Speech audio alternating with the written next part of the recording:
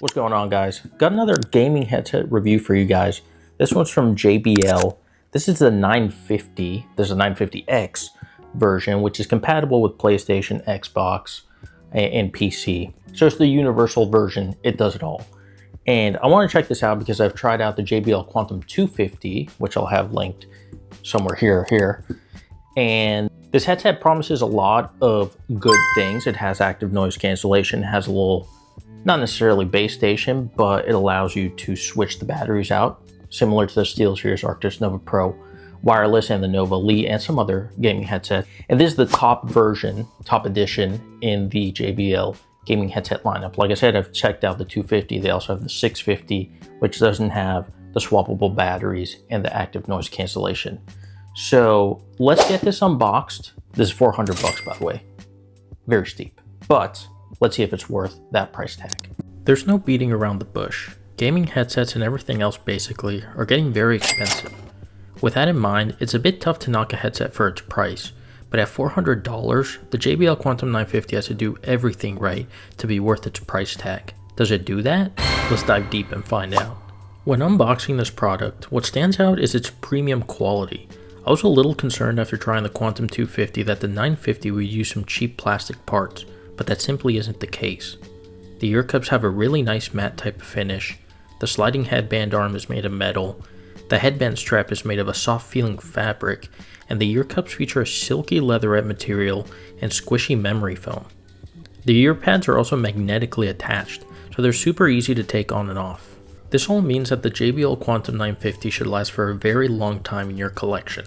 Just about everything on this headset is replaceable, so as long as JBL or third-party companies keep making components for it available, this could be a very long-term solution. All these premium components do make this headset a little bit heavier than other competitors. It comes in at 398 grams, making it actually the heaviest headset or headphones I've ever tried. Yet despite that weight, I find these to be super comfortable. The floating headband design distributes the weight really well. The ear pads somehow stay cool for long sessions, despite being leatherette, and the memory foam is so soft that it works perfectly with glasses, which is crucial for me. The clamp force is pretty damn strong, I must say, so that may be an issue for some, but these fit like a warm hug on your head. I'm usually sensitive to heavy headphones or headsets, but these just worked really well for me. In the box, you also get a base station that works as the headset's wireless dongle. In addition, this base station charges an extra battery that you can constantly swap with the one installed on your headset, giving you a quote-unquote infinite battery life. You can also change the headset's volume, plus game chat balance with the station, as well as some other inputs. I'm going to list out the features for this headset because there are almost too many to talk about. These have active noise cancelling and a transparency mode. You can use the Quantum Engine mobile app or desktop software to customize this headset's sound quality, microphone settings, and more. You get simultaneous 2.4 GHz and Bluetooth connections, swappable batteries with 25 hours on each, with the batteries charging in the base station while not using them, spatial sound with head tracking, and you can even get high-res certified audio while using these wired. Getting into the actual headset performance now, the ANC on the Quantum 950 is solid, but nothing special. I would say it's on par with or slightly ahead of the Razer Blackshark V3 Pro. The Alienware Pro Wireless I think cancels out more noise, and the Sony InZone H9 II might be slightly better too. As for the transparency mode, it's quite good. You can hear a bit more outside noise with the Sony's, but it's very close. The JBL's transparency mode sounds very natural too, and it's much better than the Razer's. Alright, let's talk sound quality. These aren't reinventing the wheel, especially if you've used any Harman brand audio products in the past. These definitely seem to follow the Harman curve pretty closely, meaning the bass is thumpy but not overdone, the mids are recessed a bit, and it picks up again once you reach the upper mids and treble. It's a classic style of tuning that makes just about everything sound good, and I think this headset is really helped by the 50mm carbon drivers, which handle bass incredibly well without distorting. Surprisingly, both the wired Quantum 250 and mid-tier 650 feature the same drivers, but I do feel that the 950 sounds clearer and more refined than the 250 that I've previously tested. I can't speak for the 650 just yet. The sound signature you get is really satisfying for modern music genres, giving you an excited sound signature. They can be slightly sibilant on certain tracks, but it's never too bad. All I did for EQ was add 1 decibel at 1K and 2K, drop 1 dB at 4K, and drop 2 at 8K. This tamed down the sibilance a little bit and brought vocals a little bit more forward. For gaming, these are just so versatile. Racing games like Gran Turismo or Forza Horizon sound incredible, as the roar of the engines combines with the soundscapes of the racetracks and environment really well. Open world games like Crimson Desert give you an atmospheric vibe, almost a cinematic type of experience.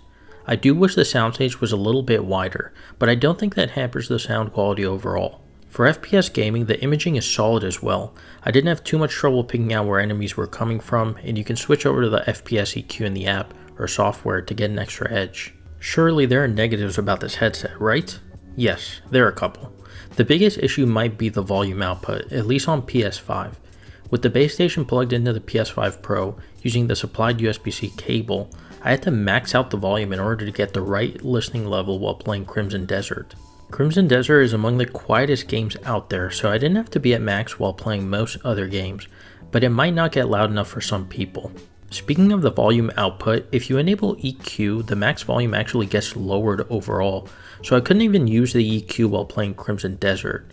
But this seems to be a 2.4 GHz thing because I didn't have the same issues through Bluetooth. Thankfully, I love the default sound signature anyway, so it wasn't much of an issue for me. I also hate that there's no multifunction button on this headset, meaning you can't play, pause, or skip tracks with any of the buttons. The software doesn't let you customize the buttons to add that feature either, it's not even an option. Instead, you can enable spatial sound with the button on the right ear cup, but I honestly think the spatial sound is awful. I would never even use it. I also really don't like how the microphone sounds. The Quantum 250 mic was very solid, but this one simply doesn't sound good in my opinion. Here's a mic test so you can judge for yourself. This is a mic test of the JBL Quantum 950 wireless gaming headset. Let me know in the comments below what you guys think of this mic. Is it good enough for $400? I don't think so, but maybe you think differently. In reality, the biggest negative about this headset is the price. I mean, I honestly kind of love this headset. I think it does enough for you to be satisfied with your purchase, as their premium build quality, comfort, audio experience, swappable batteries, ANC Transparency Modes, and overall feature set make this genuinely the best headset I've ever reviewed. But there are some options that do similar things and even have a much better microphone like the Razer Blackshark V3 Pro for much less. So it's up to you to decide how you spend your money. I don't think you'll be disappointed by these if you give them a try, but you might want to wait for a sale before picking these up. Or maybe give the Quantum 650 a try if you don't need the ANC or transparency modes and some of the other features.